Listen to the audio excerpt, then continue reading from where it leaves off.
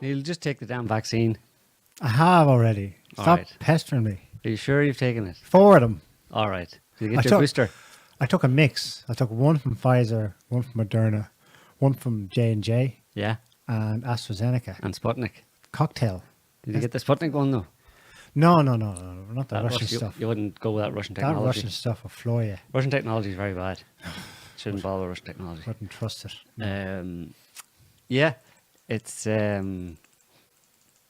so what's happening in the world today? Vaccines, yeah, it's about the vaccines. Do you know a lot of people actually? This is just anecdotal evidence. Heard from a lot of people that when they ask people why they got the vaccine, the vast majority of them, and this would be probably mostly healthy, younger, healthy people, did it just because of compliance, because they wanted didn't want to be cut out of society. So they go ahead and just get it for that reason. It's ridiculous though that in a situation, you might just think about that situation where people are getting a vaccine not for health reasons. I know. Probably the large majority of people getting a vaccine not really for health reasons when it comes down to it. Maybe not a large majority, but certainly I'd say a majority of people getting a vaccine, taking a medical treatment on pain of being kind Exclusion. of Excommunicated. excommunicated. It's our Yeah. day's version of Yeah. being excommunicated from the Right. church. Yeah. That's the kind of world we live in, and so many people don't seem to have a problem with it, or are just kind of like putting their fingers in their ears and going la la la, everything's fine, this is fine, it's normal. That I don't blame them too much though. I mean, it's what they're saying is logical, because when the government tells you to your face, you will not be allowed to do all of these things unless you do it. The logical response is to do it. Yeah, but what does that say about the whole situation, about government and what's actually going on around these vaccines? What does it say about the motivation for the vaccines? Is it just about money then? Somebody just wanted to bilk, Big Pharma wanted to bilk the public purse. I wanted to steal from the public purse to the tune of billions and billions of dollars and enrich them. Either that, or obviously you can get into control. Governments might have gone along with it for. They like a bit of control. They like to force people to do things and make sure people stay in line, all that kind of stuff. A bit of control. A bit of control, like a bit of control now and again. A bit more than a The bit. odd politician likes a bit of control now and again. Come on, he likes. They're like I keep saying on the show. Governments, politicians' job description is control the population, not care for the population, control the population. So when the opportunity for control comes along, they're gonna welcome it with open arms and not let go. They're gonna hold on tight.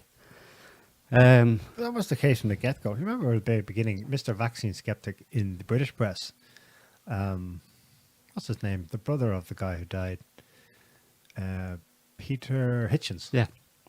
Great skeptic on the numbers last year, COVID nonsense 2020. January rolls around, new editorial. I took the vaccine. I know. I did it because I wanted to travel. Yeah. I've got a second home in France. Look, I just did it. Done. I want to travel. Those people not know. Those people aren't very resourceful.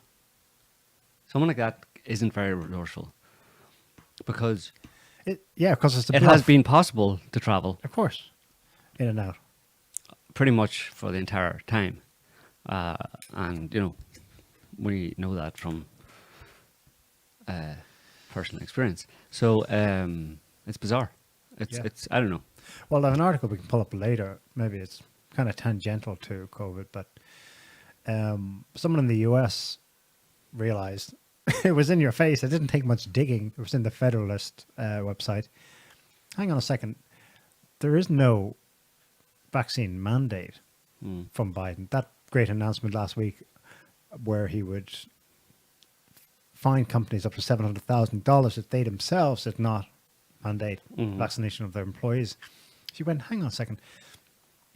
There's a bunch of lawsuits lined up, but their lawyers are telling us that they're not acting on them because nothing legal has been passed. All it is a press release. No, that's There's no executive order. There's no Congress. There's no bill in motion. and they've tried hard, and So much of this is bluff. yeah, it's the information the era of information, right? We're in the information sphere right now, and most people get their understanding of what reality is and what they should do from the media and those kind of missives from governments and stuff, and they don't question them.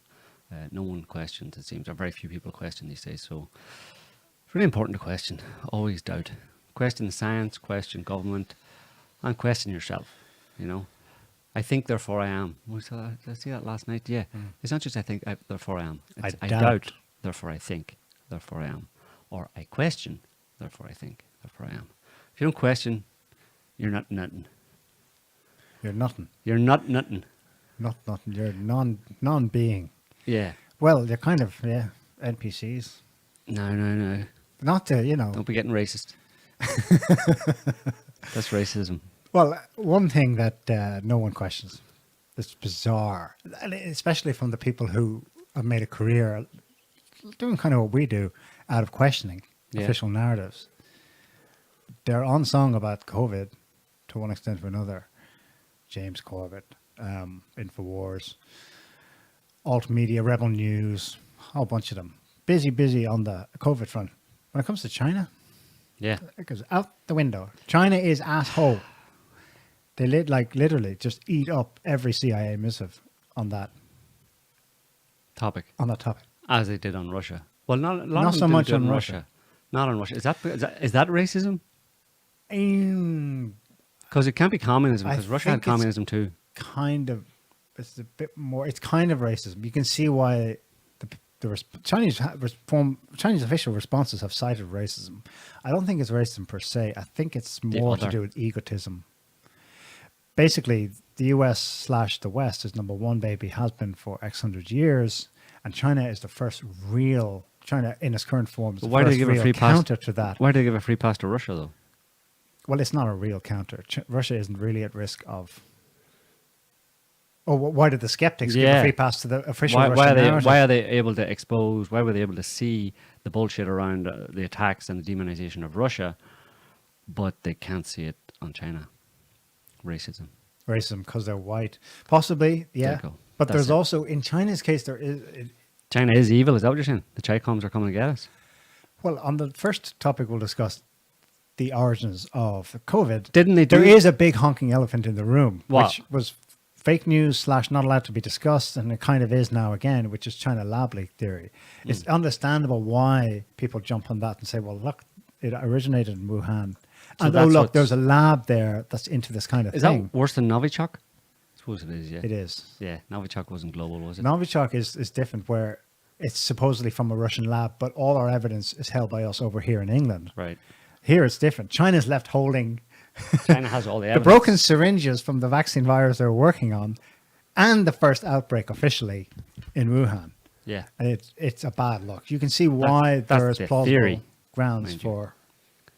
Although there's not, when you look at it, when you question. On the surface, you know what I mean? Yeah. You can see where people scratch go. The surface. That's all of it suspicious. Yeah, okay. So the whole pandemic thing certainly helped to demonize China. To a new level. It's been going on for 5 years. Because it's global, right? Yeah.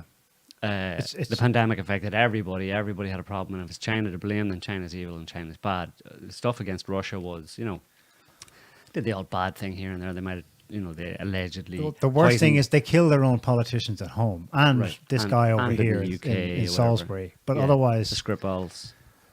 Yeah. And Navalny poisoned him too. Navalny, again, in their own country. Last year. Evil to their own people. With Novichok. But China is now left holding the can for harm done to us. To the entire world, yeah. To the entire world. Yeah. But what is the evidence for it? Well, obviously, it's the name, the connection I just mentioned, Wuhan lab. Wuhan lab, that's all you need. The source of the outbreak. There's a lab there. That's what it's substantially been based on the last 18 months. And now and then there's a little bit of... What happened last week was some new information came to light, and it kind of rekindled the China did it blame game. Let's look at it. Yeah. The claim is reported, of course, in mostly Anglophone media. We'll look at the Australian's article, the Australian newspaper in Aussie. Wuhan in early shopping spree for COVID-19 test kits. Okay, so right off the bat, that's fake. It's a dishonest title, because it's not test kits for COVID-19 per se. It's PCR tests. PCR tests have been around since the 1980s. Yeah. Invented by Carrie Mullis in 1983 and used extensively since then for all sorts of different reasons, including Actually, one of the main uses of them, outside of the odd global pandemic, is for animal husbandry, specifically for testing livestock, particularly chickens and birds. China Had major epidemics of bird flu, testing recently, all their in recent chickens years. last year, 2019, actually. Anyway, so that the source of this, who are these people? Let's go back to the article here. Okay, scroll down there. Okay, let's see. There was a buy-up of coronavirus. No, it was testing equipment PCR. for many viruses, whatever, in Wuhan in 2019, with purchasing contracts increasing by more than 50% from 2018. Okay. It's actually less than 50%, but anyway, I read their document. Okay. Official Chinese government procurement data, okay, shows the buy-up of PCR equipment began in July. Well, it's July or May, depending on what you're looking at. But anyway, the data has been handled to intelligence officials. Well, Intelligence officials who really, really want to prove that China did it. we'll find out later on. Maybe we won't get to it, so I'll just say it right now. The data they're talking about, they didn't like do a cyber hack of Chinese government websites and find incriminating data. They found publicly listed purchasing contracts. There was nothing hidden. But okay, they did a dig and they came up with publicly available information. Who's they? Who is they? Cybersecurity experts. Well, let's just keep on with what they're claiming it is. Okay, so it could point to Chinese awareness pre-December, right? Okay.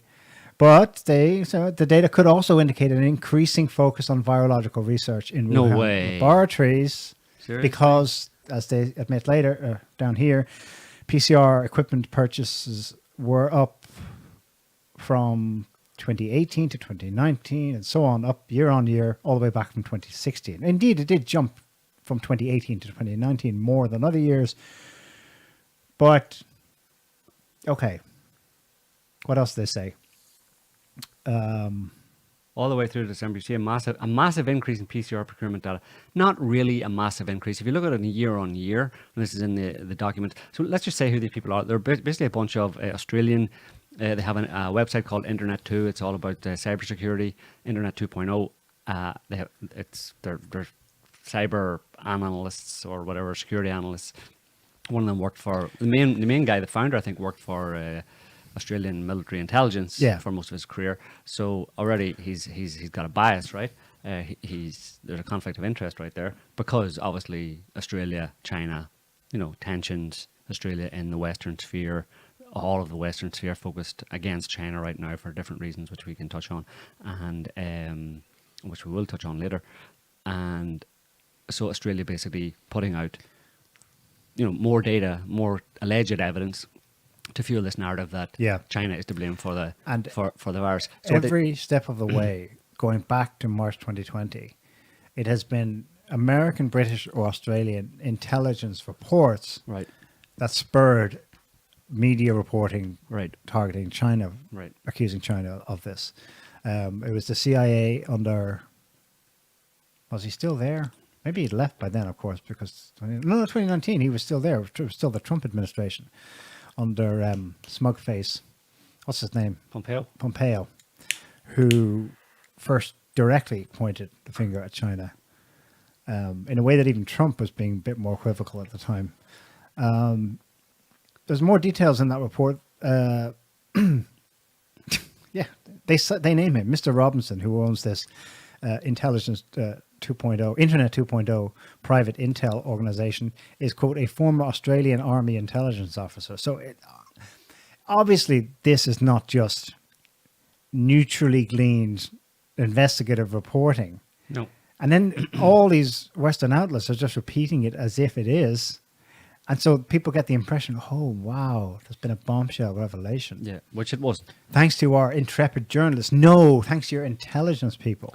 Well, as if they have no vested interest. Yeah, but that's the big problem, is people in Western countries not understanding the geopolitical nature of this entire situation. And any situation that pops up where China or Russia are being demonized, people in the West don't understand the geopolitical context in which that's happening, the long-standing geopolitical context, and the reason Western countries have for wanting to push back and demonize and attack in one way or another their peer competitors, Russia and China. They never understand that, and so few people understand that, and it's essential because everything that you hear coming from Western media sources and Western governments about Russia and China has to be filtered through the understanding of that broader geopolitical game that has been going on for decades, really, but it has been increasing certainly in the last 10 or 20 years. Yeah, it's totally weak sauce. The biggest contract in 2019 specifically noted that they were for the military games right in October. right The entire title of the contract was directly on the reason for that purchase. Mm-hmm. So if they did buy something with that games in mind, I mean, who knows what their own intelligence was suggesting to them that it was in a the danger. lead up to that It was a event. danger. Yeah, for sure. They 'Cause of wanted course- to test people, and indeed there was an outbreak. Athletes returned home sick. Yeah, I wouldn't be surprised if the Chinese have had that as a standard. They had something a standing procedure that whenever there's an international games like that, or like especially military games in their country, that they have an eye to all sorts of different, possible skullduggery going on, and one of them being, what are these people carrying with them, or maybe even just from a pure health point of view, you want to test all these people coming from dozens and dozens of different countries to military games. Check this out. A U.S. government source, anonymous, again in this Australian report, commenting on the data, says, yeah, it raises a lot of questions. Interesting. Yeah. Again, leaving the journalists and then the listeners to go, fill in the blanks, so yeah. the U.S. government thinks it might have been Yeah. China. Here's what he says specifically, quote, the increase in orders correlates with the time period in which the U.S. CDC and NIH were helping China expand its infectious disease influenza surveillance capacity. The increase in orders also occurs during the time when EcoHealth Alliance Right. was increasing China's laboratory capacity. EcoHealth Alliance being a US-based, run by an English guy, viral research organization, gain of function type research organization, and they figure Exactly. So prominently. he's condemning his own side. Yeah. Once you get away from the headline, and that's why they've been a little cagey with pushing China caused the virus, China caused Wuhan, because they're they implicated. immediately you turn to connections to Yeah. Fauci and friends back home. Yeah. Well, just on the detail, on that JPEG I just sent you, Scotty. This is can you enlarge that a little bit? This is towards the end of the report. It's about a 20-page PDF. It's Appendix H. So they turn way down the end. Research limitations and data control samples. Multivariate factors influence purchasing needs. It is important to note a multivariate of factors could have influenced the purchasing of PCR equipment between 2008 and 2019. A comparative analysis of the data shows a significant increase in PCR purchasing was linked to the spread, blah, blah, blah. That's what they say. Other factors that could be linked to an increase in spending are as follows.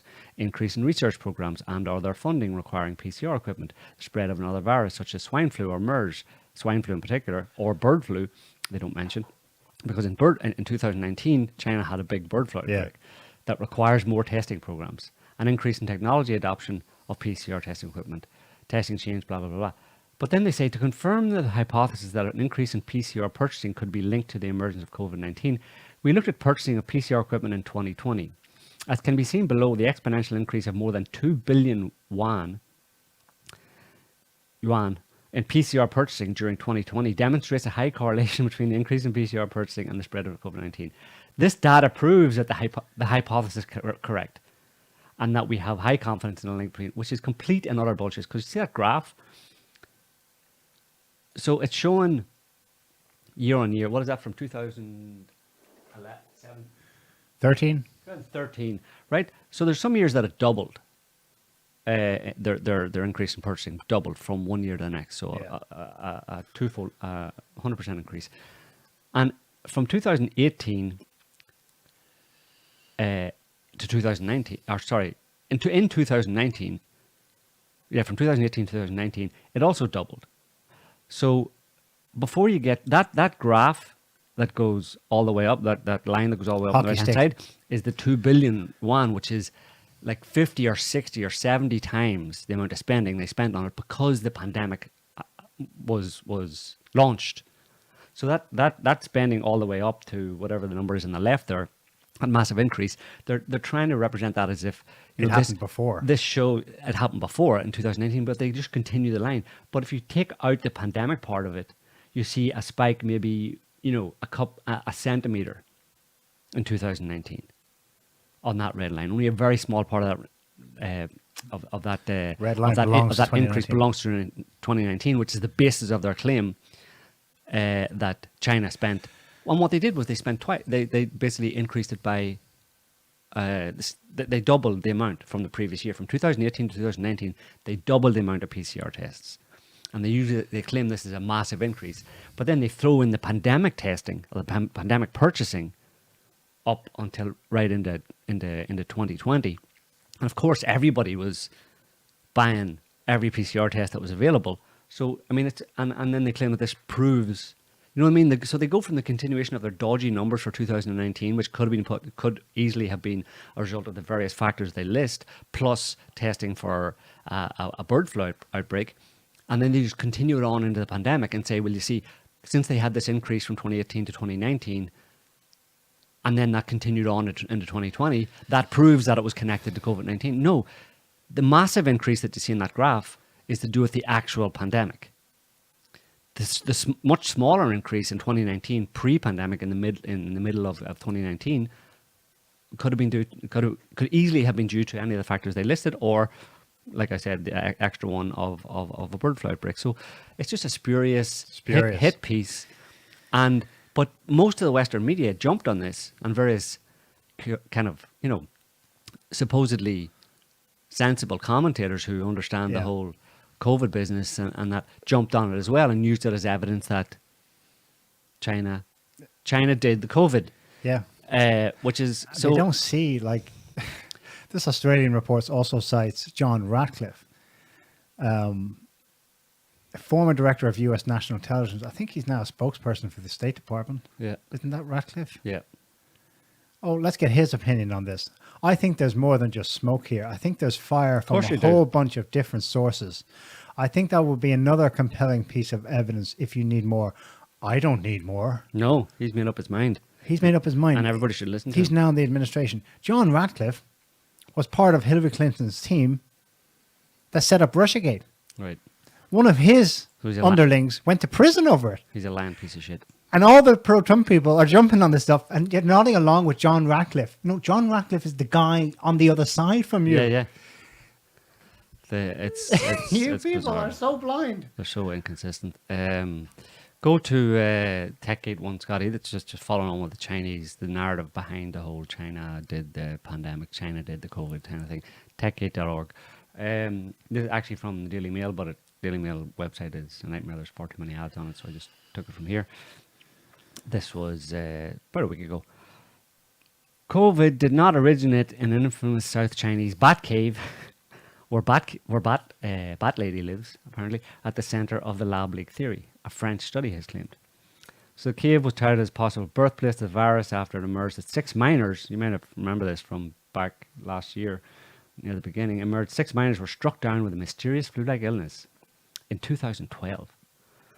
So they went back to validate this bat theory thing. They went back to 2012 and found that there were 12 miners who came down with a weird illness in 2012. And one of the virus they collected is closest known relative to the one that causes COVID. Well, a coronavirus, bat coronavirus, sharing 97% of its genetic makeup. Proponents of the lab leak theory believe that either the miners were infected with an early version of COVID or the pandemic causing pathogen was a result of experiments on viruses sent back to Wuhan, back then supposedly. French researchers, however, now say neither could be true after a retrospective study into the medical reports of the miners at the time. They said that their symptoms were too different to be COVID and questioned why no hospital staff or close contacts of the miners fell ill. Good question.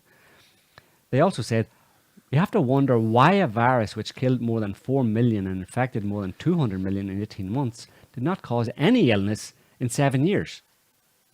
So this was the theory that you were being bombarded, that gave rise to the whole China, Wuhan, or part of the argument is this, that give rise to that China, Wuhan, bat lady, bat cave, bat virus, natural origin theory at the beginning. And it's only now, a year and a half later, that they're going, people are asking elementary questions like that about that thesis, which was, hang on a minute, this has been hanging out in a cave. This coronavirus has been hanging out in a cave in Wuhan with some bats for 7 years. And 7 years ago, a bunch of miners got it, but nobody got it since then. And then in 2019, the very same virus just decided to go like Ballistic. full spectrum battiness and take over the world. It's pure bullshit on the face of it. You know what I mean? And, it's and also yet- sinister. They're insinuating between the lines that in the intervening 5-6 years, that the Wuhan lab tweaked it. no, No, it's the same one. They're saying that if the miners who got it is the only evidence that in 2012 that it had already. Well, the original theory. This was the theory to put down the lab leak theory, right? This was the theory that it was natural, that Fauci was promoting, and they were promoting right up, until they couldn't promote it any longer, that it was of natural origin.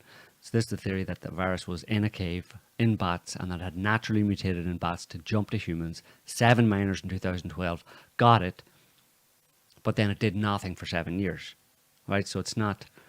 That's part of the official narrative, because there's 2 sections to this whole thing. The first section is the first half of the pandemic origins is that, like I said, Fauci and others were really reluctant to let go of, was that it was just natural.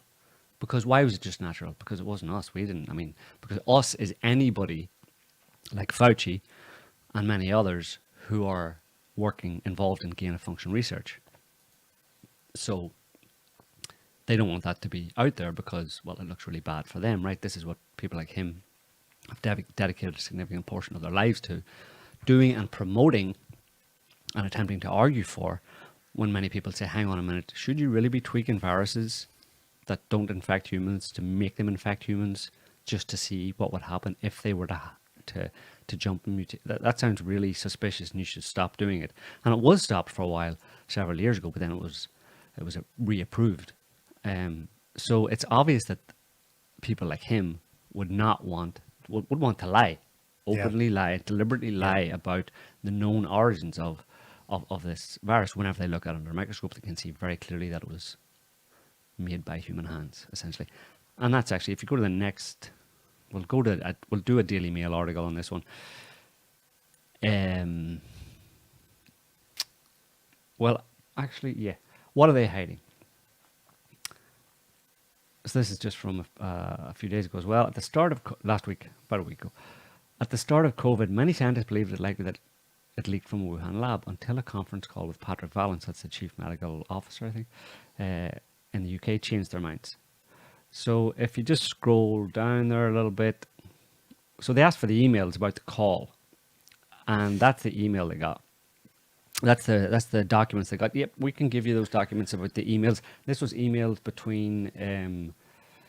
interesting data there, guys. Yeah, if you scroll down a little bit, just there. That's good. The Mail on Sunday requested emails, minutes, and notes on the call between Sir Patrick Vallance, Britain's chief scientific advisor, and its organizer, Sir Jeremy Farrar, director of the Wellcome Trust Medical Charity, and Anthony Fauci.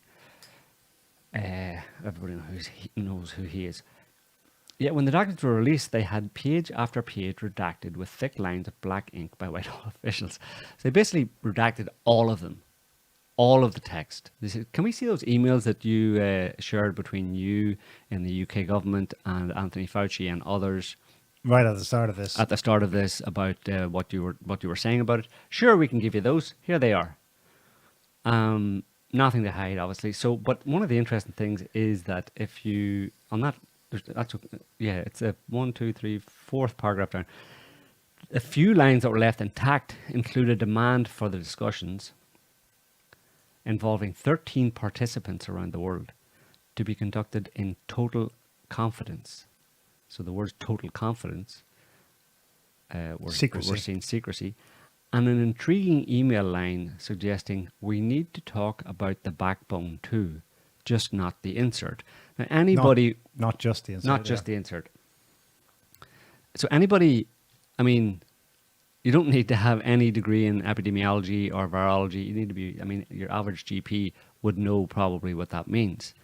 And yet, you go and try and find anyone else in the mainstream media, any other mainstream media news outlet talking about these emails. First of all, the fact that they were given this ridiculous these ridiculous pages of redacted emails that gave nothing, that did nothing to answer the questions they asked for, that they asked, but also anybody reporting on that rather significant little bit of detail that was in the emails.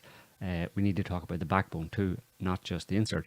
Backbone in virology is basically a reference to the way they talk about the whole virus, the kind of core virus, and an insert in those terms means something that was added.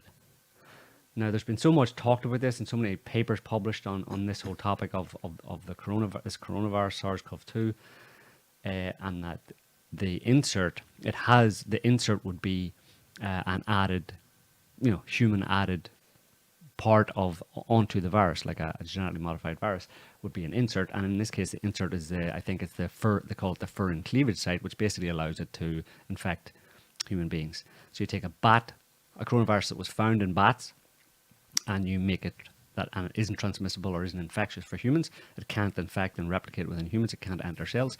And you add a furin cleavage site to it that allows it to infect humans. And that was one of the chief features of the novel SARS coronavirus CoV-2 that made it novel. Right. They'd never been seen before. Right. Yeah. When you have a furin cleavage site, that's why everyone at the start went, oh, this thing has been through a lab. Right.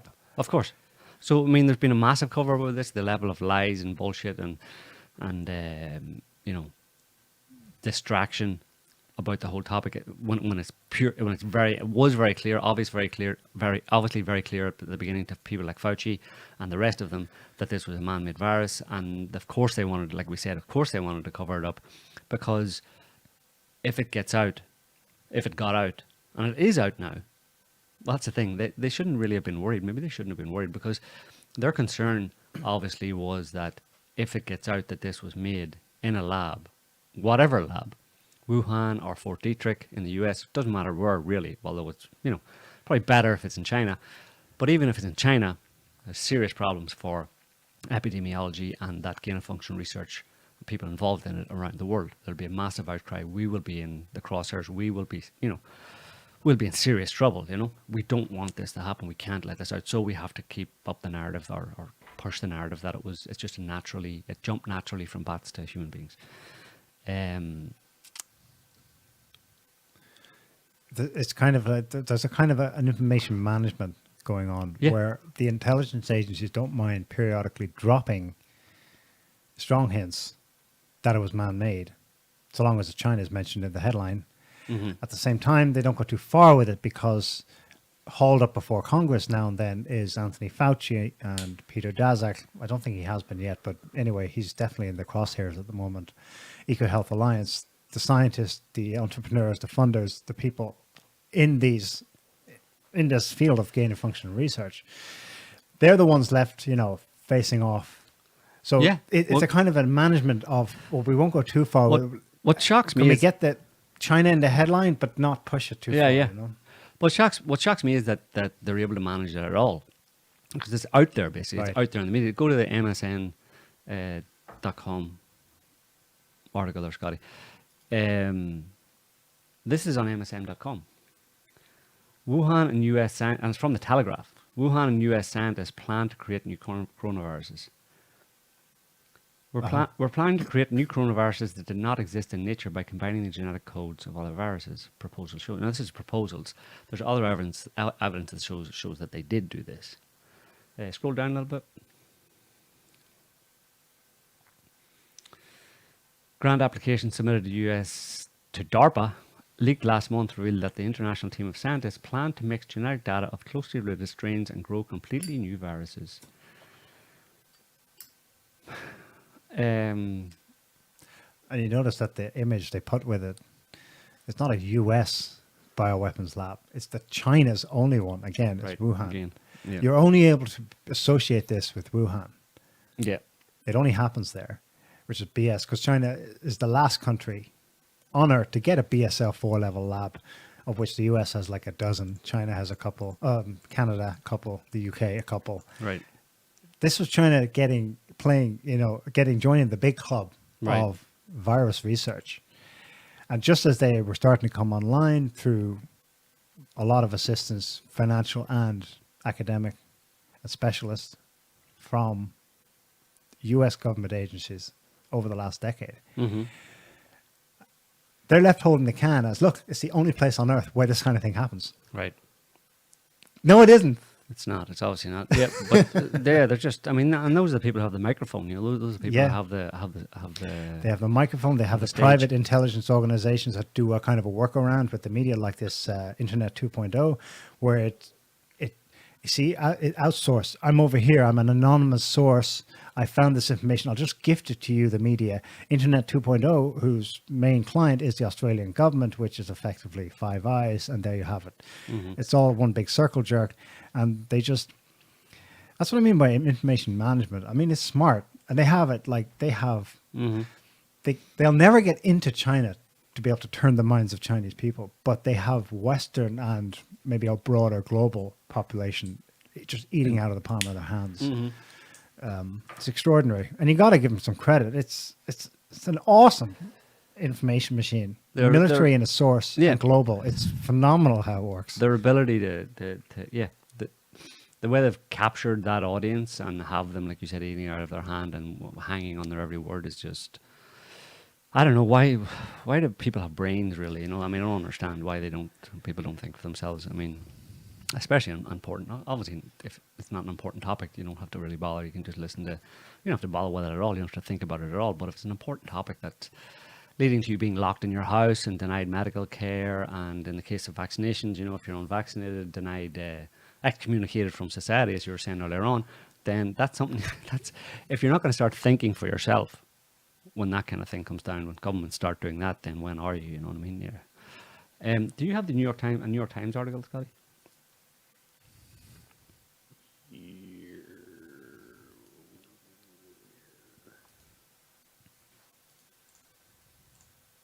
Maybe you don't. No. Put that one up. This is just an example of what the media does. The media, obviously, you've got governments lying, covering things up, conning the population, and then you've got the media who catapult the propaganda, as George W. Bush once said. The link is invalid. It's got It is? an ellipsis in the middle of it. Oh. Well, anyway, put up. Actually, it's from a New York Times article. It doesn't really matter. You can do. What's the headline? It was an article from the New York Times about COVID vaccination, like children, basically why children need the COVID vaccination, and the horror stories about. Did you get that? The horror stories about how many children are dying and why all children down to 0 years old need to be vaccinated. So they put it up, and then they had at the bottom of it, they didn't change. Well, they changed the article, but they had to issue a kind of retraction or correction to it, and the correction, October 7th. An earlier version of this article incorrectly described actions taken by regulators in Sweden and Denmark. First of all, they were trying to dismiss Sweden, Denmark, most of the Nordic countries have all kind of mothballed to one extent or another the Moderna vaccine. For under 30s. Because Iceland actually, for everybody, because it's too dangerous. Myocarditis and blood clots and etc. So they tried to kind of like, they misrepresented what was going on there to try and save Moderna. And then they also, as we'll see, so first of all, they incorrectly described actions taken by regulators in Sweden and Denmark. They said that the New York Times said they didn't halt use of it, when in fact they did halt use of the Moderna vaccine in children. So they had to say, okay, they do. Sweden and Denmark have halted the use of Moderna vaccine in children. And the article also misstated the number of COVID hospitalizations in U.S. children. The real number is actually 63,000 from August last year. So in over a year, 63,000 hospitalizations. Not 900,000 since the beginning of the pandemic. So somehow they managed to overestimate By a factor of 10. more than a factor of 10. But the problem is that article saying that 900,000 children have been hospitalized in America was out there and read by how many people and shared on social media by how many people. And that information stuck. And then those people retweeted it, and then they were talking about it, and they were pushing it, and it informed their worldview and their own opinion. People who read it informed their opinion of what they should do about whether or not they should vaccinate their children. And then only after several days, are they going to go back and read the article again? Are they going to come across the fact that, oops, we actually multiplied the danger by a factor of more than 10? So that's just one example. I mean... Is that little thing at the bottom of Purva Mandavidi? Is that the? That's the dude, yeah. That's the dude who actually wrote the article, because that was corrected. Yeah. Because it says she. She is the 2019 winner of the Victor Cohn Prize for Excellence in Medical Science Reporting. Isn't that funny? Isn't that funny? That's fake news for you. That's the state of the media. Well, People who are getting excellence Unbelievable. in reporting are absolutely misrepresenting. 2 years ago, there was a scandal in Germany because the 5 times winner of their Best Reporter of the Year award, I'm not sure in which field, but he was a high-profile investigative journalist, was found to have completely made up his stories. Right. And not just that he got his sources wrong, he just wrote pure fiction and admitted as such in trial. It was fake news. They had a guy who was just making it up.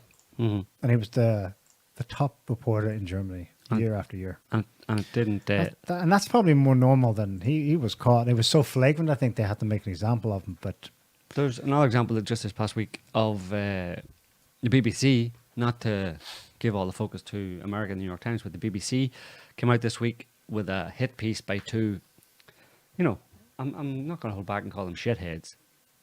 2 shitheads at the BBC, supposed kind of like health reporters or something, who did a hit piece on ivermectin 3 days ago. Rachel Schreier and Jack Goodman, a couple of shitheads, like I said. They're the kind of people that you really want to take health advice from, right? It's like, if you go to a hospital, and you need an operation, you want to know that a journalist there to decide how your operation should go, right? You want to know your doctor has read this latest BBC article. Right. So anyway, it's a hit piece on ivermectin. It uses only one study for all their argumentation. And it's not even a study, it's an opinion piece by, I think if you scroll down, right down to the very bottom, it's an opinion piece by a group of, kind of scientists. One of them is the lead author on the article. There's no reports on it, no actual sources on it. I think they maybe reference it somewhere in the article, but it's. I looked into it, and it's a group of Twitter scientists who just kind of like hung out with each other during the pandemic because they were stuck at home, scratching themselves, not doing much, and they got together and started discussing different things about the pandemic on Twitter. And then they wrote this opinion piece that the BBC uses to do this hit piece on ivermectin. And their opinion piece was basically that ivermectin's 26, almost a third. It's interesting, almost a third. Actually, if you go back to the article, Scotty, almost a third of the studies.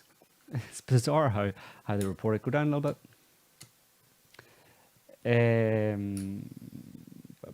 Keep going. In some countries, but blah, blah, blah. The BBC there in the middle. More than a third of 20. What does more than a third mean? About a third? Like 34%? So say 34% of 26 major trials of the drug ivermectin on COVID have serious errors or signs of potential fraud. So that means that about 2/3 of them don't have of that. So they're looking. So what they're saying is that 26 major trials on ivermectin for COVID, about 9 of them might have had something dodgy about them, which means that 17 or 18 of them didn't. And all of these studies obviously were studies that were promoting and providing evidence that ivermectin was very effective against COVID. So they found that 1/3 of them might have been fraudulent in some way or other. Although, it's questionable if you actually look at the data. And so the people who, so the BBC is simply citing an opinion piece that makes this claim by a group of Twitter scientists. One of them, the lead author of the opinion piece, is actually a student at a university in England. So he's the lead on it. Why would you make a student the lead of your paper? What does that say? Anyway, so but if you go to that second link there, Scotty, in that pop I just sent you, this is actually a website that's apparently was lost on these BBC health shitheads reporters, or even the people who did the study that they cited, the opinion piece that they cited, because it's a website that collects, it analyzes metadata on different treatments, metadata from studies on different treatments for COVID. This one is ivermectin. So what they do is they grab all of the studies that have been done around the world, and they just produce the data on how effective it is or isn't, and then they produce the results. And if you scroll down a little bit there, it says all studies, 64 studies, all studies are 64. So as a prophylaxis, i.e. as a preventative, in all of those studies, ivermectin was concluded to be, or determined to be, 86% effective as a preventative against COVID. Early treatment, it was 66% effective. It goes down then for late treatment, 40%. And the number of patients there, you can see 47,000. And then they have the studies broken down with peer-reviewed, blah, blah, blah. And those figures would knock the vaccine equivalents out of the ballpark, which is why ivermectin has to be vilified. Right, and ivermectin has to be vilified because, and if you go to the top, it's a good, we'll put it in the show notes afterwards, but see, if you put your, scroll over the top there, let's see where it says home COVID-19 treatment studies for ivermectin and select treatment. Yeah. You can click on any of those, and these are all for study. They're looking at all the studies that have been done for any of those things. Those are all apparently things that people have done studies on to see. Well, you can click on hydroxychloroquine if you want, and it'll show you the results of that. Trials, scientists, patients, blah, blah, blah. It shows you at the top they've done it different ways. 64% improvement in 32 early treatment trials. 75% improvement in 13 early treatment. Blah, blah. So, and there's a bunch of different products that, including vitamin C and vitamin D and melatonin. Melatonin was in there as well, which is weird. People have actually done studies to see what curcumin, quercetin, metformin, yeah, and actually look at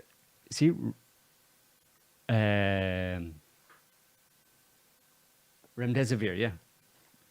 That's the one that was being used in place of ivermectin. And hydroxychloroquine in France. And hydroxychloroquine. Shout out some those numbers there.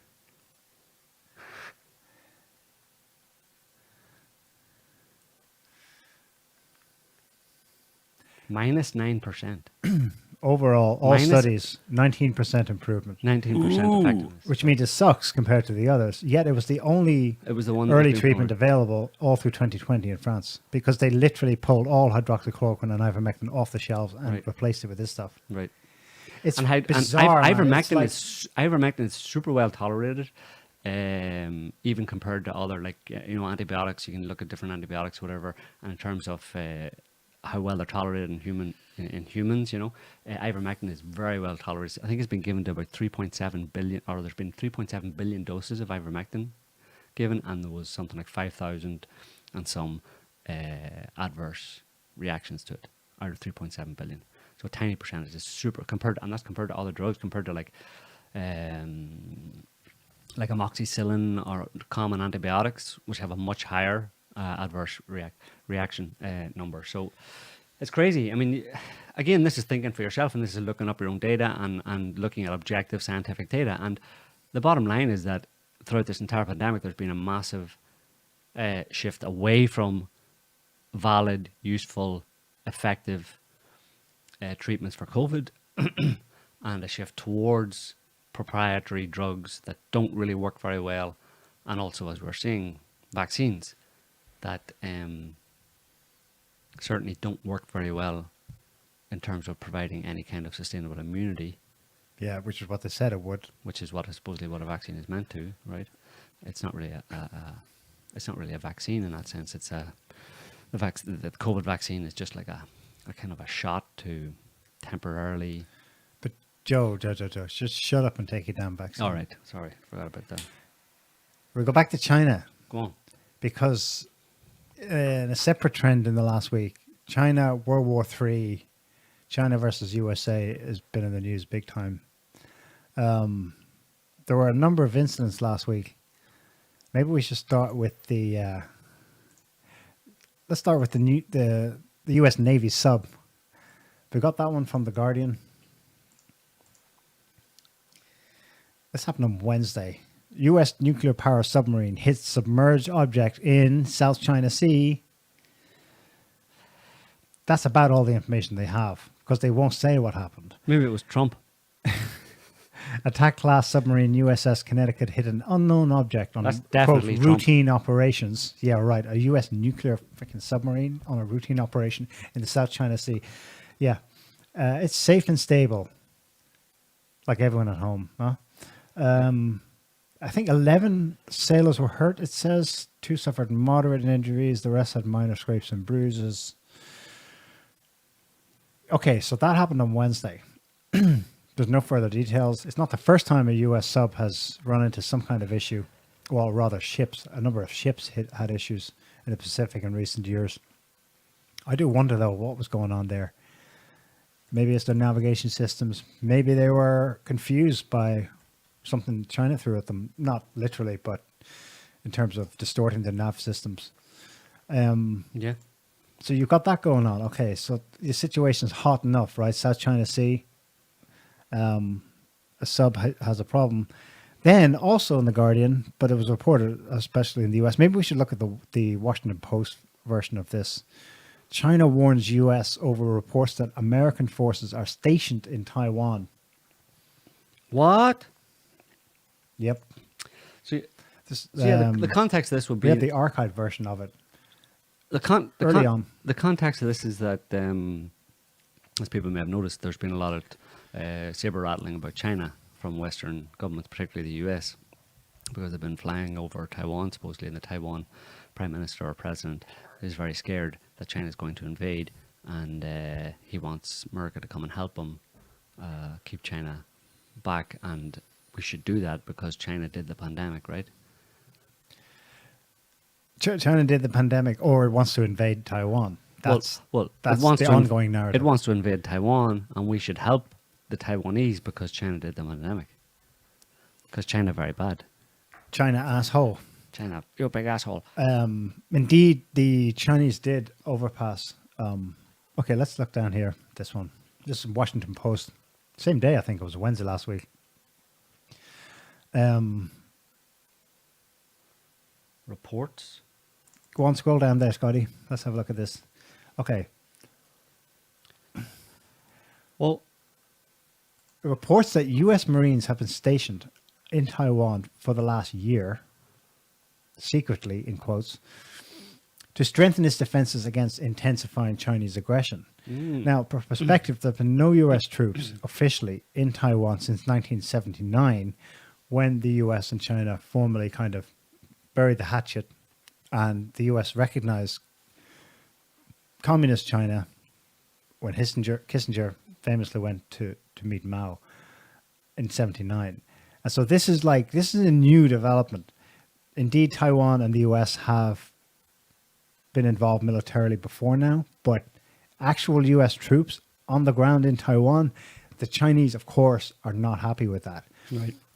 What are they doing there? It's just 24, allegedly, and they're military advisors. Allegedly. Scroll down there. About 24 U.S. troops, including a special operations unit and contingent of Marines, have been in Taiwan to, quote, train military forces. Now, do you know the extent of U.S. military involvement there? They have like Patriot missile systems stationed in Taiwan. Mm-hmm. Taiwan buys military equipment from the U.S. year on year. Their number one military arms supplier, basically. is the US. Is the US. Taiwan, US supplies pretty much, most of Taiwan's military equipment of whatever kind. Yeah. Yeah. Well, this is a problem we were talking about earlier on, is that people, particularly in America, but maybe also in Western Europe and stuff, don't understand the geopolitical background and context and history to the world and to the way it has been operating from a geopolitical perspective for decades, and how we haven't really changed from the Cold War One. We just segued into Cold War Two. That's why you've seen all of the rhetoric and dirty tricks and black propaganda used against Russia and China more recently by Western powers, because nothing has changed. Russia and China going back, well, you go back hundreds of years if you want, but in the case of Russia, but they're potential peer competitors and now peer competitors to America and to American hegemony in the world. And America uses any and all tactics it can to push back and to thwart them and stop them from gaining their arguably their rightful position in the world based on their population, their position in the world, their resources. But America doesn't play nice, right? It wants to rule the world on its own. It sees that it's having a mandate from heaven in a certain sense, or what are they called? They're the exceptional nation. What are those other terms that they use for America? Shining city on a hill. The shining hill, city on a hill, that kind of stuff. Yeah, they have a mandate to rule the world. They're the world's policeman, and they get to rule the world, and nobody's allowed to impinge on that. And everything that happens vis-a-vis Russia and China from an American perspective has to be seen in that context, and it's all thrown into doubt and should all be questioned in terms of its validity because of that, because it's dominated. That relationship is dominated by dirty tricks and all sorts of subterfuge going back for a very long time. So, and not to, it's a reasonable, I think it's an accurate analogy to say that Taiwan is to China what Cuba is to America, and what Cuba has been to America. Go back to the Cuban Missile Crisis, where the Soviets put in missiles in the 60s in Cuba, and how America responded to that as a direct, serious, imminent national security threat, because Cuba is so close to America, and the ability to attack America from such a relatively large island and in close proximity was something that is a red line. And so Taiwan plays exactly. If you look at a map, it's geographically, I have you look at a map, and there is no other island off that eastern coast of China. That close. What is it, 100 kilometers? Yeah, a few hundred kilometers, that would serve as a staging ground for an attack, and not just a staging ground for an attack, but also it could be a choke point. You know what I mean? To thwart Chinese from an economic perspective, it has serious. It's a serious threat as well. The whole issue with the South China Sea, it's like causing a ruckus over U.S. dominance of the Gulf of Mexico. Right. Well, who the hell would do that? Of course, the U.S. has control over that, and a right. But not China. China doesn't have that right in the South China Sea. No one thinks of that. Okay, so South China Sea. If I was to think of if the shoe was on the other foot, would I really be up in arms and about China wanting to dominate / control / influence, whichever way you look at it, the South China Seas, if it was the Gulf of Mexico? Yeah. Now, my problem with the Cuba analogy is this. The difference is Cuba is not the place where, when the Civil War ended, the losing party in that Civil War, of the American Civil War, moved to Cuba and have since basically kept up an alternative democratic, in quotes, regime, which sees itself in opposition in terms of its rightful claim to all of China. Which is the case of Which Taiwan. is the case here. Taiwan is Chinese. Yeah. They don't see themselves as a separate nation. They're a different political party in a losing war from 1949. Right. But everyone starts with their starting point is no, it's a democratic nation in the global brotherhood of nations, and China is just cruelly not allowing them to be a full nation Right. state, and cruelly, constantly No, it's attempting to reinvade. No, they don't say reinvade, to invade. yeah, Just for the sake of getting new territory. Who does that? That's so 19th century colonialism. yeah. I mean, really, who does that kind of thing? Only backwards people do that kind of thing. Mm-hmm. That's where their starting point is. So all their assumptions are wrong. Or wrong, yeah. And they totally misread the situation. Taiwan's officially called the Republic of China. That's the Right. official name, and from the Taiwanese perspective, they're called the Republic of China, whereas China is called the People's Republic of China. Yeah.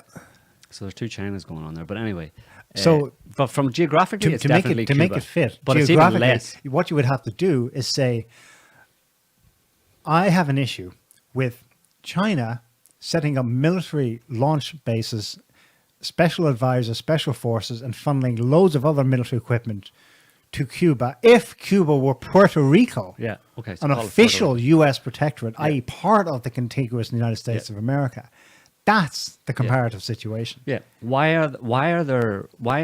has China been supplying Puerto Rico with all of its military equipment and establishing Chinese anti-aircraft missiles or offensive missiles on Puerto Rico?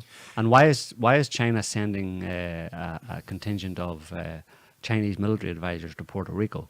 You To know? prevent Washington from invading Puerto Rico. Right. Okay. Well, that's fair enough. Yeah. That's what If that is if what Ameri- everyone is saying. Yeah, so that's what is. Well, that's if they're okay with that, then they can follow with their narrative against China, as long as if the shoe, like you said, was on the other foot, they would be okay with China doing that in Puerto Rico and the Americans being told just back off, and China saying, listen, back off. We're here to assert Puerto Rico's ensure Puerto Well, in Rico's the meantime, they have independence. Chinese nuclear subs in the Gulf of Mexico bumping Right. into things. Right. Yep. So yeah. So the bottom line is, the Chinese are saying. I mean, it's all hubris, really, in a certain sense. And again, it's in the whole information war, the sphere of the information war that they're trying to have some effect, because America has no chance of, if China wants to invade. It doesn't want, from its international reputation point of view, Yeah. it doesn't want to invade or to force, but it says it will, if necessary, force. And the problem is that their red line is, I mean, Taiwan has kind of like it has independence, it has autonomy in a certain sense, but Yeah. there's this tie with China, and China asserts its right kind of over Taiwan, to basically for Taiwan to be closely aligned with China on pretty much everything. And I think that's most people. I don't know how polling works and Right. where political parties fall in Taiwan. Am I way off in thinking that most people in Taiwan It's probably agree with that? It's probably split, but I'd say most people, probably do. It depends on where they lie, kind of ideologically, and how much, probably depends on their social class and all that kind of stuff. But Taiwan threatening actual full independence, as in, we're completely separate and we have autonomy, not just autonomy, but independence to decide fully, what our foreign policy is and what we're going to do with the country and where we go and all that kind of stuff, is a red line for China, because they know that if that happens, Taiwan, the very next day, Taiwan will be bristling with even more American military equipment and more, and probably it'll end up, few tens of thousands of American soldiers stationed there, like in South Korea or something, So they're not willing to go there, and who would? I mean, it's totally legitimate. There's no way, given the current geopolitical situation in the world that's been going on for quite a while. China has every right to say, listen, that's not happening, and for a very good reason. They don't trust America, and again, they have very good reason not to trust America, just like the Russians don't. But so that's the situation in Taiwan, and the way it's being spun That's by the why- media, and why so many people in the US who see things right on the COVID pandemic situation, and for example in America domestically, they for some reason they totally drop the ball, totally miss that in a proper reading of the situation in Taiwan and China. I mean, I was listening to a little bit of Stephen Crowder there during the week, and he was talking about it, and it was just like so inane. It was ridiculous. Like his head's so far of his own,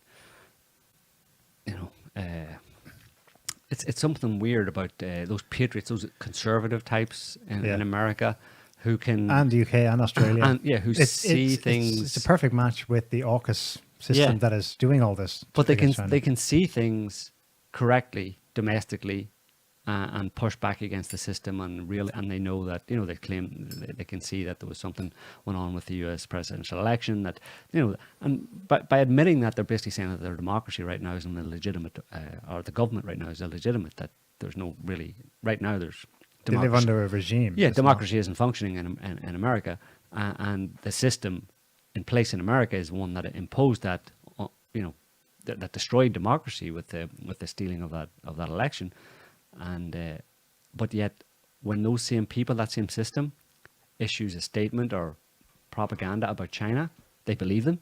Yeah, specifically. How can they do that? And the specific ideological basis for it is China's not democratic, Taiwan is. Yeah. And they just jump and go, this is awful. This is terrible. What about Democracy. democracy in Taiwan? Yeah, democracy as promoted by the American State Department. deep state, which stole their democracy. So, why those dots just don't connect for some reason? It's really bizarre. Just yeah. I don't know what to do about it. So that's Just why sit then back they and go, see headlines like China's response last week China sends 150 military flights over Taiwan. Well, that's what the headline says. It's more like they encroached Taiwan's air defense zone. just to check it, yeah. Just to check it. I don't know, to send a message. Indeed, but that's because they're responding to other things that the Western media isn't talking about. They're Like responding to provocations US by troops America. in Taiwan.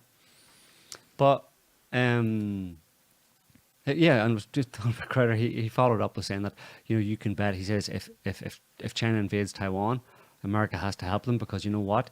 China won't stop at Taiwan. They're going to invade Japan next. Right. No, they won't. What kind of crack is that guy smoking? I know. Like, is he smoking like, all American Well, he's projecting, crack? because that's how they see the world, as taking and taking, as dog eat dog world. Yeah. The Chinese official response to last week, President Xi stresses peaceful reunification, calls Taiwan secessionist serious threat to national rejuvenation, and that's not a new term in China. They see a faction within Taiwan that's pushing this to the brink. Yeah, which is basically As secessionists.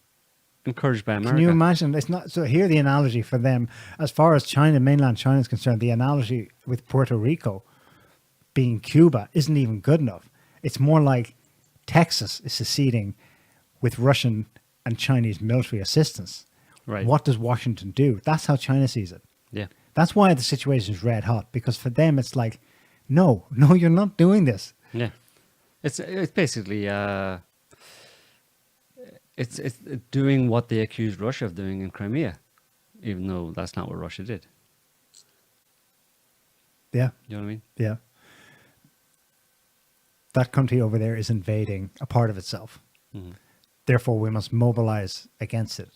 But the U.S. is trying. No, well, in a certain sense, the U.S. is trying to annex Taiwan from China Okay. politically. It's not just about its independent nationhood. No, it's about having a foothold. Yeah, for sure. Who's invading who then? Yeah. Is the U.S. invading China then? Is that the full actual analogy? Well, it's a step towards that, and I mean, not invasion, but it's encroaching on Chinese territory effectively, and not just physical territory, but their political territory, their economic territory. Yeah. Anyway, Elsewhere, and this is maybe worth bringing up, the situation in Mali for more context in terms of who's democratic, who's doing the invading, who's being the colonial usurper, and so on. Do you have that one from RT, Scotty? Mali has evidence French forces train militant groups on its territory. The country's prime minister says. Okay, so backtrack. What the hell happened here? 6 years ago in 2015, on the back of the terrorist attacks in France, the French government raised a great hue and cry and a call to action. We are going to fix this terror problem here in France. What are we going to do? We're going to send thousands of troops to Africa. Yeah. And people went, what? You remember, we have a friend here who's like, can you explain to me how? I don't understand.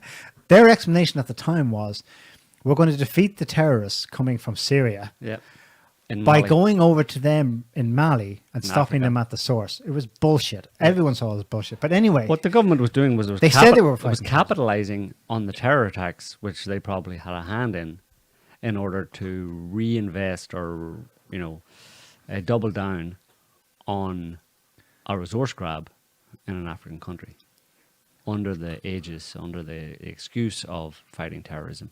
They said they went there to, quote, eradicate terrorism. So let's check in on how it's going. What does the prime minister of that country say? Scroll down there. Militant groups in Mali have been trained by French forces, claims the prime minister. Not some conspiracy theorist, the prime minister of the country. But he's African. He's saying that at this point, 2/3 of his country are now occupied by terrorists. I don't know what the percentage was before, but it certainly wasn't that bad. They have militant groups here who have been trained by French officers. We have evidence of that. There is an expression in our language saying that when you are looking for a needle in your room and someone said to be helping you in the search is standing on that needle, you will never find it. So this is the situation happening now in Mali, and we don't want to bear with it. He explained that terrorists now operating in Mali came from Libya, with France and its allies having destroyed the North African state in 2011. Initially wanted to cooperate with Paris in fighting terrorists and asked for assistance with intelligence data and air support. No one asked... Can you scroll up there? No one asked for this ground presence. I think. The other way. Down. Sorry, down, yeah. No one asked... Not too far. No one asked for this ground presence. By that he means ongoing occupation. At this point, it's an occupation. While 8 years ago, terrorists were present only in the northern part of Mali and Kidal, now 2/3 of the country occupied by terrorists, he added. So that's the legacy of America, or the French fighting, well, like America, like the UK, fighting terrorists in any part of the world, is that terrorism spreads. Terrorism spreads. And does that happen by accident, or is that because the Americans and the French and the British, etc., are actually training terrorists and spreading them around the country in order to achieve regime change? Or let's have a refresher. Let's go to The Economist on Iraq. Iraq's deadly war. They got a couple of charts here. Deaths from terrorism in Iraq. Okay, scroll down to the next one. The second chart. Here we go. Okay. Global deaths from terrorism. From 2003, you see on the left, up to 2015 in Iraq. There it is. It's kind of plateaued in the mid 2000s. There you go. 2011. Okay. That's the key change. That's the year the US, quote, withdrew from Iraq. Oh, well then, that's why. And then look what happened. They never withdrew, of course. They retained lots of forces there. Well, 2011 it exploded. Was the year terrorism whenever exploded. the proxy war of terrorism on Syria began. 2011. Right. That's probably a big part of that spike. It's the flooding of Syria with terrorists by the US, Saudi Arabia, and friends. It exploded. I mean, it made the Iraq war the Iraq war seemed tame. Yeah, which 2007. A decade earlier. Yeah. I remember it was daily headlines, bombings, car bombings, suicide bombings, on and on. And of course, it peaks 2014 when ISIS comes on the scene. Well, directly as a result of Syria, of what they did in Syria, of the attempt to overthrow Assad in Syria by flooding the country with 250,000 terrorists from all around the world with the help of Saudi Arabia. They flooded the country with terrorists, and ISIS was created. ISIS's brainchild is the bastard child of the Americans and the British. And the Saudis. So, and speaking of ISIS, invasion. Who's invading who? I mean, China might invade Taiwan, its own country. Okay, well, who's accusing them of that? People who invade countries all the time, pretending not to, trying to pull the wool over your eyes. People who invade countries, and people who not only invade countries themselves, but then also send terrorists into countries in order to overthrow governments, legitimate governments, as was the case in Syria, while providing air support for them, right, as the Mali Prime Minister just accused the French of. and in Libya, where they just blow the crap out of the country and let it become overrun with whoever. But Which what brings about us Afghanistan? to Yeah. Afghanistan news last week. Remember Afghanistan? Remember America left Afghanistan? Oh, look, another bombing. Remember there was no ISIS in Afghanistan for a long time? Oh, look. This happened in the north of the country last week. So after America leaves, ISIS comes in, supposedly, from somewhere. The same ISIS that was created in Syria as a result of the US proxy invasion of that country. ISIS comes into Afghanistan after not really being there and starts blowing up Mosques. mosques and Muslims in Afghanistan. Interesting. That's from the CBC in Canada. I'll just read this paragraph from I have it here. In its claim of responsibility, the region's ISIS affiliate identified the bomber as a Uyghur Muslim, Oh, there you go. China. saying the attack targeted both Shias and the Taliban. You see, political motive here. We did it to get both Shia Muslims, the minority in Afghanistan, and the Taliban for their purported willingness to expel Uyghurs to meet demands from China. The statement was carried by the ISIS-linked Amaq news agency, which no one ever hears about because it's banned on social So media. this is ultimately China's fault then. Exactly. You see the play in there, the tie-in, because China's responsible for this ISIS attack. ISIS attacks what? in On America's Afghanistan. behalf? Or it's just accidentally strategically aligned with the United States? Which links it back to the Uyghurs, which China is supposedly persecuting according to the US, even though it's not, in eastern China, which is right on the border with Afghanistan, through a small little corridor, which was one of the primary reasons the US was in Afghanistan in the first place, was to try and control that part of Central Asia because of China's plans for And because it was through westward expansion through its One Belt, One Road. And it was through scheme. Afghanistan that tens of thousands of Uyghurs and their families from eastern China, Came to Syria. western China, now live in Syria. Right. And that joined ISIS. Yeah. Anyway, So yeah, that speaks to what we were warning about when the US had Saigon 2.0 and Yeah. quote unquote left Afghanistan. Yeah, they left, but just watch. yeah. There's going to be the- atrocities Well, they said that some were blamed on going to some mystery sources. Some were going to stay behind, small contingent of US military advisors were going to stay behind, and they'd be advising ISIS on how to blow up mosques. Or helping ISIS to blow up mosques. Yeah. Anyway, I think that was the thing that people couldn't get their head around. And it was smart when you think about it. I mean, you remember, like, it was the age of colonialism. Then there was the 2 world wars, after which there was a massive global, genuine push for, okay, we're done with London, bye-bye, USA, bye-bye, we want independence. And so, ostensibly, they were granted that. who? African countries, Asian Right. countries, former colonies Yeah. from the days of empire. Mm-hmm. But did the empire then disappear? Of course not. Of course not. It took on this insidious form that is still to this day just too hard for most Westerners to get their heads around. It went undercover. It went low key. And started to use terrorism and terrorist groups in order to achieve the objectives that they formerly would have achieved through sending in their regular military into countries. They decided that they were going to do it in a different way, which really, gives you a lot more bang for your buck, because not only are you not necessarily directly, I mean, of course they did it in Iraq, but in a lot of other countries they use terrorist proxies, and it gives you a lot more bang for your buck because you're not in the country officially, so you can't look like you're invading, but you get to go into the country in order to fight the terrorists that you are actually facilitating in the country in order to justify your intervention. And, the main goal being to just screw up the country, embroil it in war and conflict. And hopefully, if you need to, overthrow a government, install a new government, get access to resources, just create chaos and mayhem. And have the Because- Chinese commies ever done that? Very, very, very, no, not at all, really. Not at all.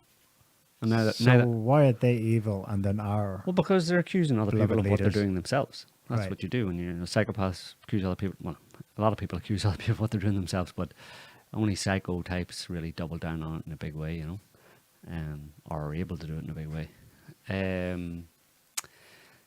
Yeah, so what's looking forward to the Winter's coming. to this winter, winter of discontent. You sent me something about Lebanon. They had a full-on power Yeah, still blackout, blackout, total, complete, no electricity in Lebanon at all for days. for days. I mean, it might be coming back online. I'm not sure. I haven't looked at it today, but yesterday anyway, they were in a full blackout, the whole country. That's coming here, isn't it? Well, not full blackouts, I wouldn't say, but you know, it's going to get dodgy this winter going into the. I mean, the whole energy crisis thing. I mean, look at the. I don't. Do we have it there? Yeah, we should have it. Let's do the Sunday Times. Can you get access to the Sunday Times? Do you have this? Maybe you didn't. Maybe I didn't send it to you. There it is. Yeah, energy crisis. Gas levy gets green light as factories warn of closures. Ministers push ahead with eco plan despite soaring costs for customers. So because of lockdowns and the stalling of the world economy, energy prices coming back online. There's greater demand. Prices have gone up. Therefore, the cost of energy, electricity, gas for people in Western countries has increased significantly and will continue at those high levels throughout the winter. Meaning that, I mean, this is leaving out possible blackouts or possible shortage, break in supply, but people are going to pay a lot more, and some people won't be able to afford it.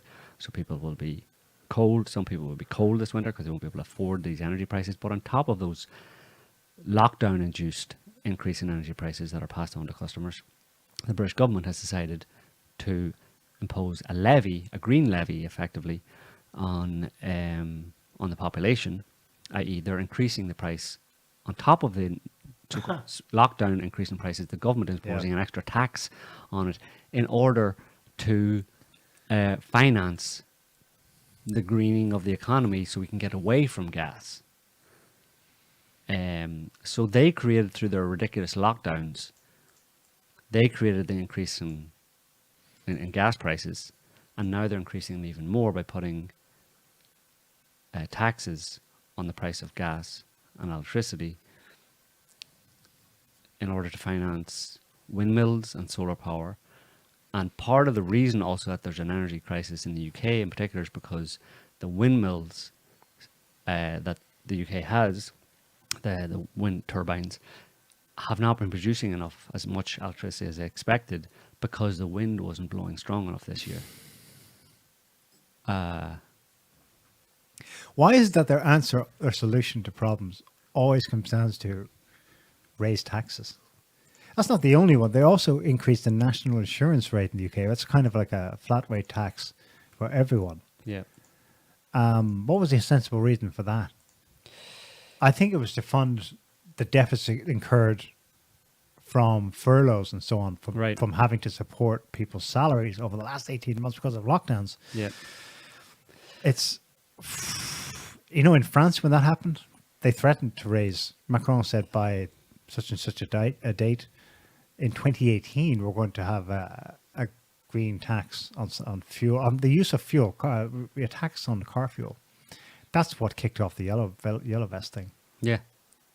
I give you, and there's an RT article here, just it gives you an insight into the whole green economy, the greening of the economy. It's there's one example of how you kind of green your economy, right? Reduce your carbon footprint and stuff. So there's a company a power plant in Yorkshire in England that is burning quote unquote renewable wood. They took over a coal plant that was kind of mothballed or decommissioned because coal is very bad for the environment, right? And they decided to burn wood chips instead. And their rationale for buying or for burning wood chips is that the knock-on of that is that trees will be planted because they're burning trees, so new trees will be planted, and that sequesters CO2 through growing trees. But then if you scroll down a little bit, there was a environmental group or something.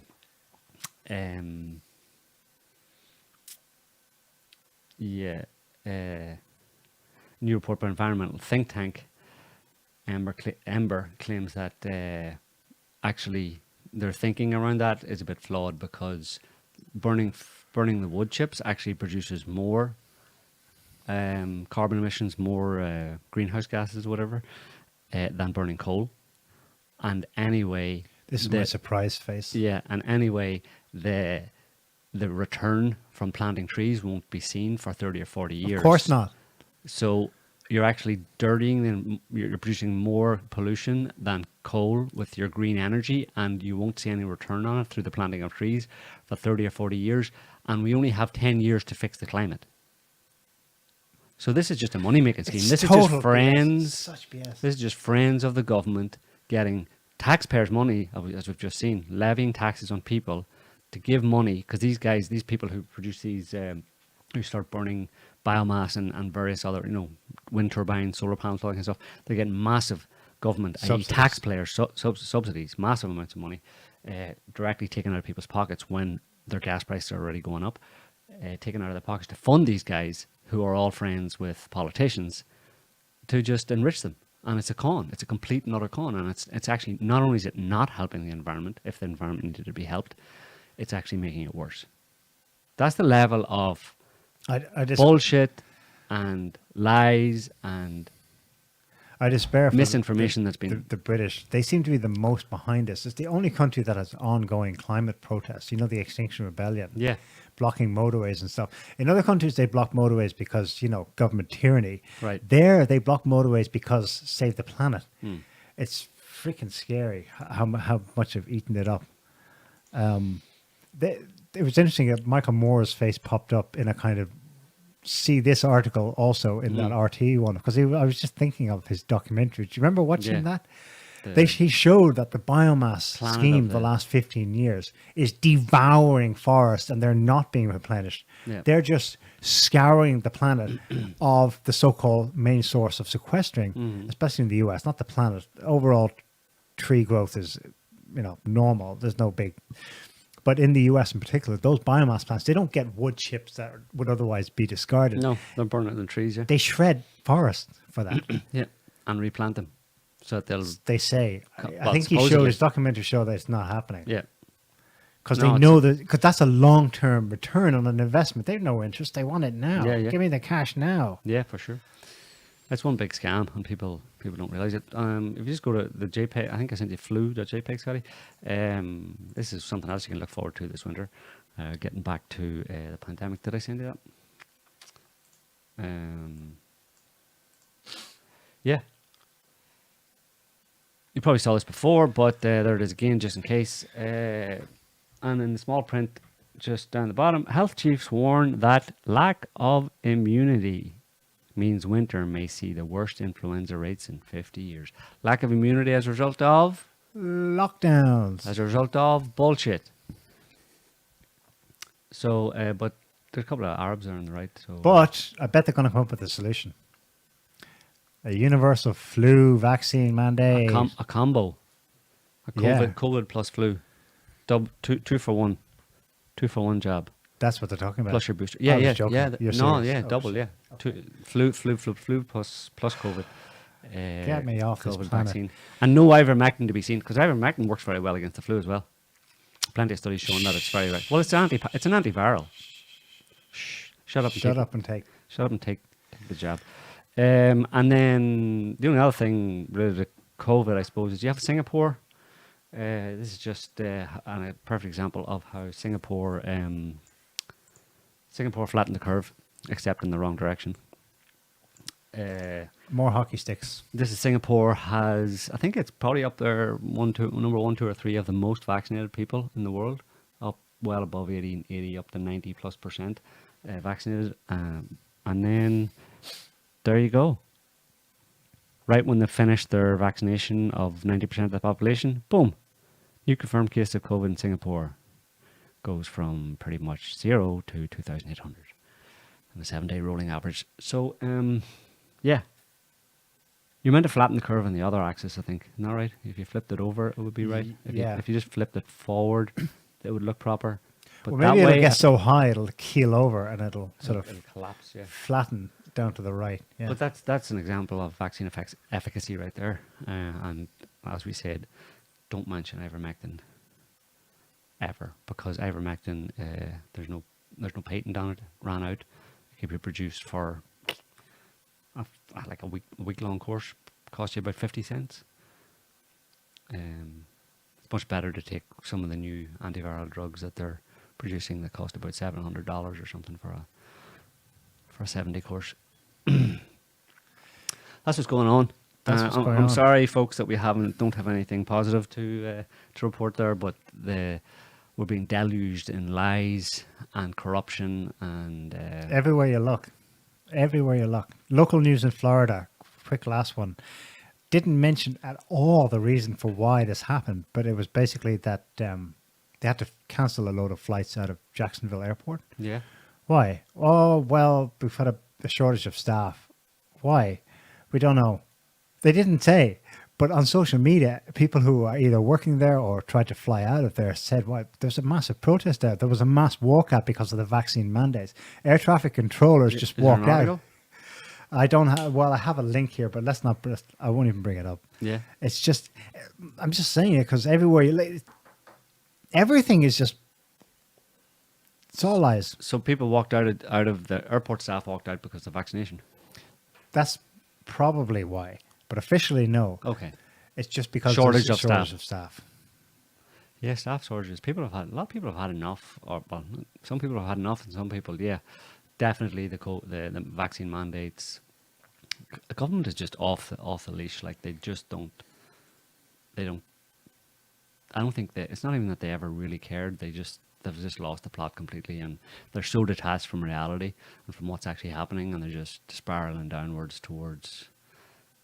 There has to be chaos and mayhem coming as a result of all this. You can't engage in that much keep going. fecklessness and that much irresponsible, ignorant, obtuse, myopic policies and not have some seriously negative effects on society, you know?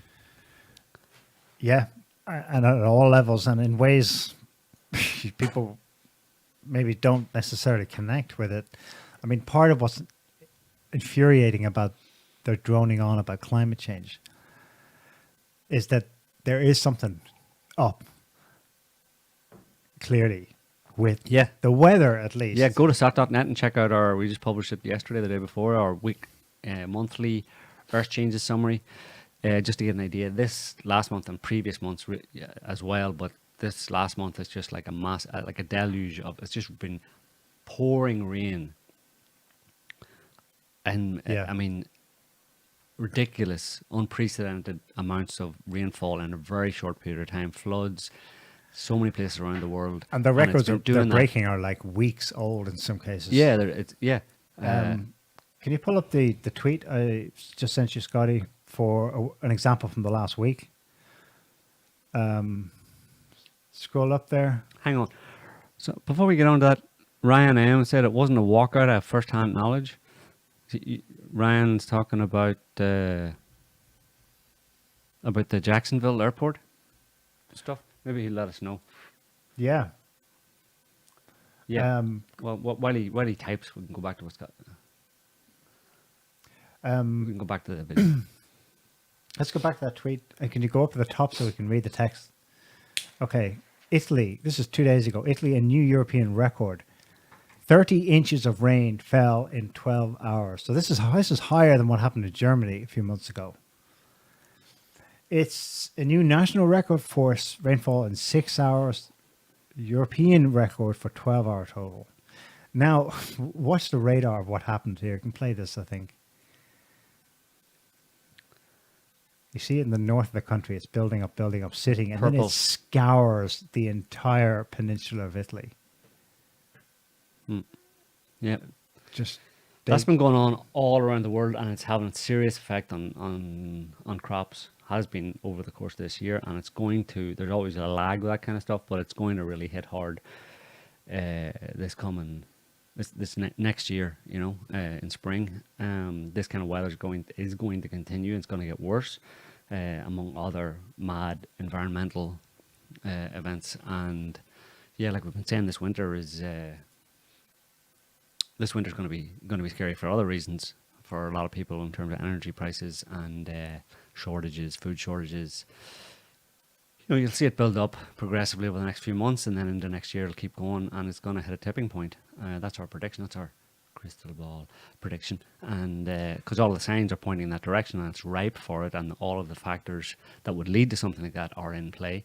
So it's a fairly safe bet that's what's going to happen. There's going to be some version of that. I mean, obviously we can't be precise about it on either the nature of it or where or the timing. Yeah.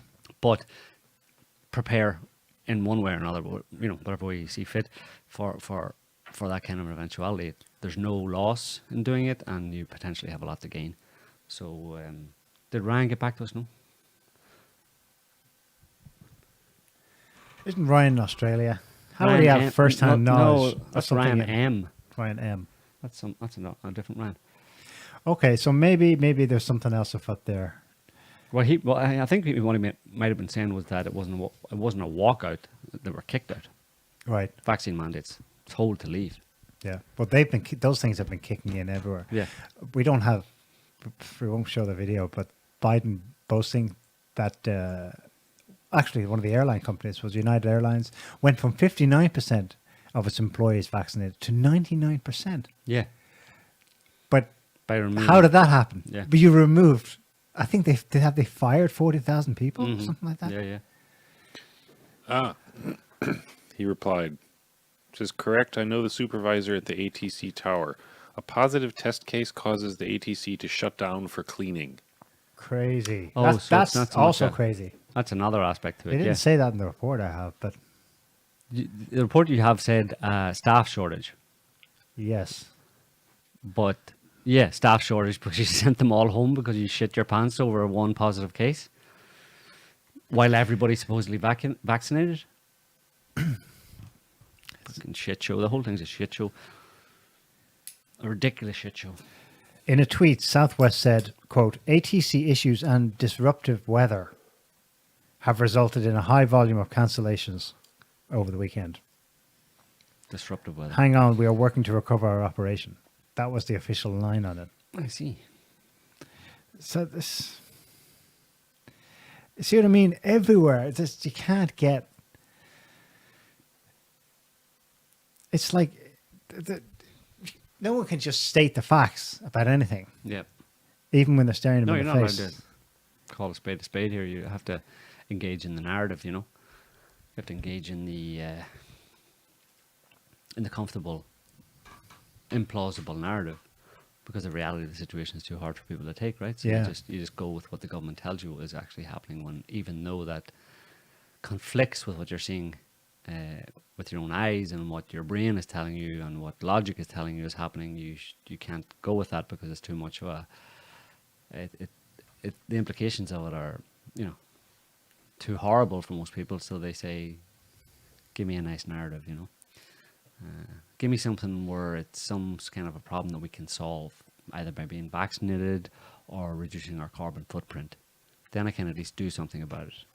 But if it's something I can't do anything about, I don't want to hear about it. Yeah. If it's something that's endemic and institutional, and it's largely a part of the corruption within government, the endemic corruption within government, and just somebody pulling the strings in a way that is almost designing it to go in a very negative direction. If that's the implication, then It's too stressful. it's beyond anybody's. So capability. a lie will alleviate the stress. Right.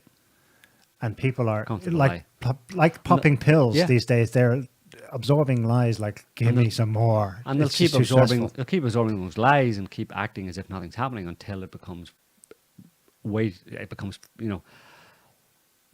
too serious and way too much in their face for them to ignore anymore. But at that point, it's way too late to do anything about it. Even Yeah. for a lot of people, it's way too late to prepare or to, So it's not shaping up to be a good. A mass nervous breakdown. Oh, yeah, probably. As a result of What did the Bible shit say? getting real, huh? The Bible said something about there will be wailing and gnashing of teeth. Yeah, and That sounds like it could be on the... yeah, gnashing of teeth and clotting of arteries and inflaming of hearts, And mashing of keyboards. mashing of keyboards, and lots of tweeting and stuff. Yeah. Okay. Yeah. Let's So sign I think we off. called it quits there for today. That was pretty much it was a pretty broad roundup of what's going on. But it has to be broad these days because there's so many details of so many stuff, so much stuff going on, you know. And again, the only way to really understand it is to look at it from a global perspective. And you have to understand that global perspective, and it's that global perspective is to a large extent based in history. And most people today have no understanding of history, of a realistic understanding of history, even the last 70, 80 years, you know, because there's a continuum, you know, from the last 70 or 80 years until today. I mean, things have changed and evolved, but it's just got worse and worse in a certain sense. And the people in positions of power have entrenched themselves in positions of power. They're feathering their own nests at the expense of the population. And there's also an environmental thing that is growing apace with that increasing corruption that seems to mirror it in a certain sense. And it just creates it builds up to a situation where everything kind of falls apart, you know. And that's what we're looking at right now. So you better stay tuned for more updates and what's going on. We'll be back next week. Thanks for watching and for chatting. I hope you enjoyed the show. Mash all the buttons. You're not talking about conspiracies, are you, Joe? Yes, I am talking about conspiracies. Absolutely. That evil, evil word that suggests that anybody would ever get together and plot anything that has any negative consequences for anyone else. It's a ridiculous contention. No one has ever done it in the history of the planet, and you should shut up and get the vaccine. So until next week, yeah, mash all the buttons and see you later. See you, everyone. Thanks for listening. Thanks for watching. And keep calm and do that to zombies. That one. If you see any. See ya.